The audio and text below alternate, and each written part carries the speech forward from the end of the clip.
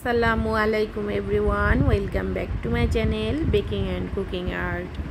আজকের রেসিপিতে থাকছে খুব সহজে কিভাবে বাসায় কেক ডেকোরেশন করা যায় সেই রেসিপি।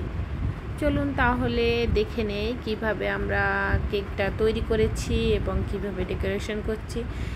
খুব ছোট ছোট ক্লিপ নিয়ে রেখেছিলাম, সেগুলো দিয়েই আমি একটি ছোট ভিডিও তৈরি করে ফেলেছি। এটা ছিল বাটারস্কচ কেক আর একটা ছিল চকলেট কেক। এই দুইটাই ছিল বাটারস্কচ কেক। এই দুইটা ছিল 6 ডিমের আর চকলেট কেকটাই ছিল 6 ডিমের, আর ওই দুইটা কেক মিলে 6 ডিমের ছিল। এখন ডেকোরেশন করার জন্য আমরা প্রথমে চকলেটগুলোকে মেপে নিয়েছি। 100 গ্রাম হোয়াইট চকলেটের সাথে 50 গ্রাম হুইপ ক্রিম, এবং এখানে আমরা একটু বেশি পরিমাণে ডার্ক চকলেট নিয়েছি। যতটুকু চকলেট নেবেন তার অর্ধেক পরিমাণ হুইপ ক্রিম নেবেন, তাহলে পারফেক্ট একটা গানাশ হয়ে যাবে। এছাড়াও কিভাবে দুধ, হুইপ ক্রিম এবং ডার্ক চকলেট কিংবা হোয়াইট চকলেট দিয়ে গানাশ তৈরি করবেন সেই রেসিপিও খুব শীঘ্রই আমার চ্যানেলে আপলোড করার চেষ্টা করব। গানাশটা আমরা গরম পানির উপর দিয়ে মেল্ট করে নিয়েছি দুইটাই, এবং এখানে আমরা 400 গ্রাম পরিমাণ হুইপ ক্রিম নিয়ে নিয়েছি চকলেট ক্রিম তৈরি করার জন্য। এখন হুইপ ক্রিমটা আমরা কিছু সময় বিট করার পরে যখন দেখব যে ক্রিমটা হয়ে আসছে, ফ্লাফি হয়ে আসছে প্রপারলি, তখন আমরা এখানে যে গানাশটা রেডি করে রেখেছিলাম সেটা দিব। অবশ্যই রুম টেম্পারেচারে থাকতে হবে, এটা যেন আবার গরম না থাকে। গরম থাকলে তখন হুইপ ক্রিমটা গলে যাবে, তখন ভালো একটা টেক্সচারে থাকবে না। তারপর আমরা হুইপ ক্রিমের সাথে এই চকলেট গানাশটা রেডি করে ফেলব, দিয়ে বিট করে রেডি করে নিব। এখন কিছুটা বিট করে আমরা এই ক্রিমটাকে ফ্রিজে রেখে দিব, তারপরে আবার একবার বিট করে নিব, তাহলে ক্রিমটা প্রপারলি বিট করা হয়ে যাবে। যখন দেখবেন যে বিটারের কাটা থেকে ক্রিমটা পড়ে যাচ্ছে না, তখন বুঝবেন যে ক্রিমটা প্রপারলি হয়ে গিয়েছে।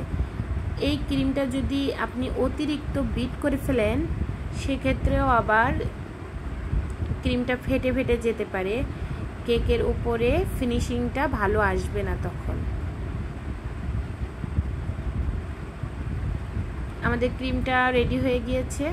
তারপর আমরা কেকগুলোকে স্লাইস করে আমরা এখানে একটা প্লেটের উপর ডেকোরেশন করার জন্য নিয়ে নিয়েছি। যেহেতু এই সব কয়টা কেক বাসায় খাওয়ার জন্য তৈরি করা হবে, এজন্য আমি প্লেটে তৈরি করে ফেললাম। আপনারা চাইলে বাসায় খাইতে চাইলে ও প্লেটেও তৈরি করতে পারেন, এছাড়া কেক বোর্ডেও তৈরি করতে পারেন, এটা কোনো প্রবলেম না। আপনারা যদি এখানে একটু বেশি পরিমাণে ক্রিম অ্যাড করতে চান কেকের ভেতরে, সেক্ষেত্রে ক্রিমের পরিমাণটা আরেকটু বাড়িয়ে নেবেন। আমি যেমন 400 গ্রাম নিচ্ছি, আপনারা একটু বেশি পরিমাণে নেবেন। তারপর আমরা ক্রাম কোটিং করে এটাকে ফ্রিজে রেখে দিব, নর্মাল ফ্রিজে আধা ঘন্টার জন্য সেট হওয়ার জন্য। ক্রাম কোটিং করে ফ্রিজে রেখে দিলে পরে বা যখন আপনি এখানে ক্রিম দিবেন তখন আর কেকের গুঁড়িগুলো উঠবে না। ওটাকে ফ্রিজে সেট হতে দিয়ে আমরা আরও যে কেক দুইটা ছিল স্লাইস করে নিয়েছি।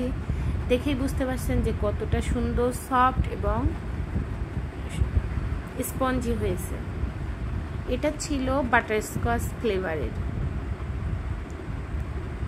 বাটারস্কচ ফ্লেভারের আরও আমার A to Z ভিডিও রয়েছে, যেটাতে ক্যারামেল সস কীভাবে তৈরি করতে হবে সেই রেসিপিটাও রয়েছে। আপনারা চাইলে চ্যানেলটি ভিজিট করে দেখে নিতে পারেন। এছাড়াও এই যে কেক মেকিংয়ের ভিডিও রয়েছে আমার চ্যানেলে, এই দুইটা কেকের রেসিপি আপলোড রয়েছে, যেটা রয়েছে চকলেট কেক এবং বাটারস্কচ কেক। আপনারা যারা চান রেসিপিটি দেখে নিতে পারবেন। তারপর আমরা এই বাটারস্কচ কেকটাকে ডেকোরেশন করার জন্য এখানে 280 গ্রাম পরিমাণ ক্রিম নিয়ে নিয়েছি। আপনারা এখানে যে কোনো ব্র্যান্ডের ক্রিম নিতে পারেন। আপনি যত ভালো কোয়ালিটির ক্রিমটা ইউজ করবেন আপনার কেকের স্বাদটা তত বেশি বৃদ্ধি পাবে। এটা হতে পারে ভিভো রেড, এভারহুইপ। যখন দেখবেন যে ক্রিমটা বিট করা হয়ে গিয়েছে তার কিছু আগে আমরা এই ক্যারামেল সসটা অ্যাড করে দিব। বাটারস্কচ ফ্লেভারে কেক বানাতে হলে অবশ্যই এই ক্যারামেল সসটা অ্যাড করতে হবে, তাহলে প্রপার টেস্ট আসবে, নয়তো কিন্তু প্রপার টেস্ট আসবে না। শুধুমাত্র ইমালশন দিয়ে যদি আপনারা এটা করেন তাহলে কেকটা অতটা মজা হবে না। এছাড়াও বাটারস্কচ কেকে প্রালিন যায়, কিন্তু আমরা এখানে প্রালিনটা দেইনি কারণ বাচ্চারা খেতে চায় না, আমাদের বাসার বাচ্চারা খেতে চায় না, এজন্য।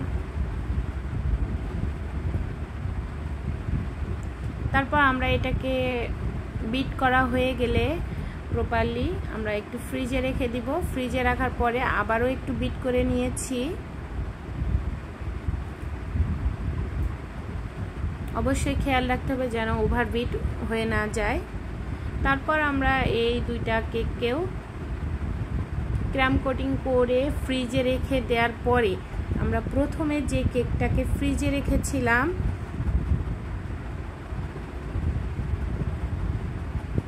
সেটাকে বের করে নিয়েছি। এখন ফ্রিজে যেহেতু কেকটা আলগা ছিল, দেখে বুঝতে পারছেন যে ফিনিশিং আসতে একটু সময় লাগতেছে, কিংবা ক্রিমটার গায়ে একটু ফাটা ফাটা মনে হচ্ছে। সেক্ষেত্রে আপনারা কি করবেন, যখন দেখবেন যে কেকের ক্রিমটা শুকনা শুকনা হয়ে গিয়েছে, স্মুথ হচ্ছে না, এবং ক্রিমটা যতই সমান করতে যাচ্ছেন যে উপরে ফাটা ফাটা ছিদ্রর মতো দেখা যাচ্ছে, সেক্ষেত্রে করবেন যে একটা গরম পানি নেবেন, একটা হাঁড়িতে কিংবা পাত্রে গরম পানি নিয়ে এই প্যালেট নাইফটাকে ডুবিয়ে নেবেন, নিয়ে সেটাকে মুছে নেবেন। মুছে গরম প্যালেট নাইফটা এই ক্রিমের উপর দিয়ে দিবেন, তাহলে দেখবেন যে ফিনিশিংটা খুব সুন্দর আসতেছে। তখন আমার এটাও প্রথমে হচ্ছিল না, তখন আমি গরম পানিতে একটু দিয়ে নিয়েছি, তখন দেখতেছেন যে এখন দেখবেন যে খুব সুন্দরভাবে তাড়াতাড়ি হয়ে যাবে, ফিনিশিংটা খুব দ্রুত চলে আসবে এভাবে যদি করেন।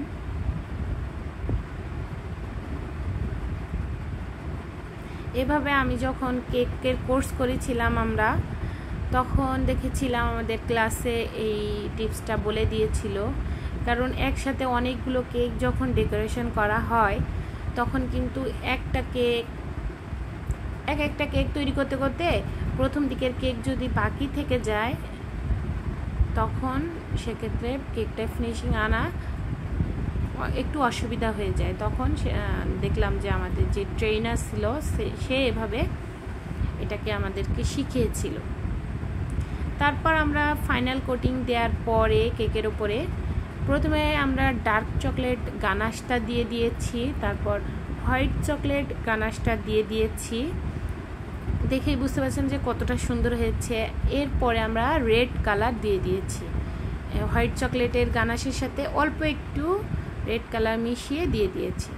এখানে চাইলে আপনারা আরও অন্যান্য কালারও ইউজ করতে পারেন যদি আপনাদের কাছে থাকে, তবে বেশি কালার অ্যাড করাটাও আবার ঠিক না। এখন আমাদের চকলেট কেকটা রেডি হয়ে গিয়েছে।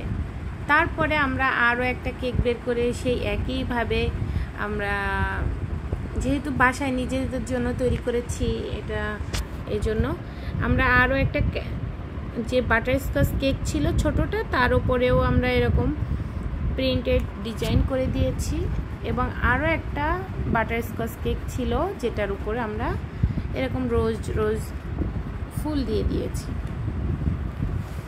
কেকগুলো মাশাআল্লাহ অনেক ভালো ছিল এবং সুন্দর ছিল। আপনারা চাইলে যারা বাসায় বাচ্চাদের জন্য কিংবা শিখতে চান তারা অবশ্যই রেসিপিগুলো ট্রাই করতে পারেন। প্রতিটা রেসিপি পারফেক্ট আছে এবং সব টিপস অ্যান্ড ট্রিক্স যদি মেনে আপনারা কেকগুলো তৈরি করেন অবশ্যই আপনাদের কোনো উপকরণ নষ্ট হবে না, সবগুলো সুন্দর হবে, পারফেক্ট একটা রেজাল্ট আসবে। আর কেক ফিনিশিং এমন একটা বিষয় যে আপনি যতটা বেশি কাজ করবেন তত হাতের কাজ সুন্দর হবে। আজ এ পর্যন্তই, সবাই ভালো থাকবেন, সুস্থ থাকবেন, আল্লাহ হাফেজ।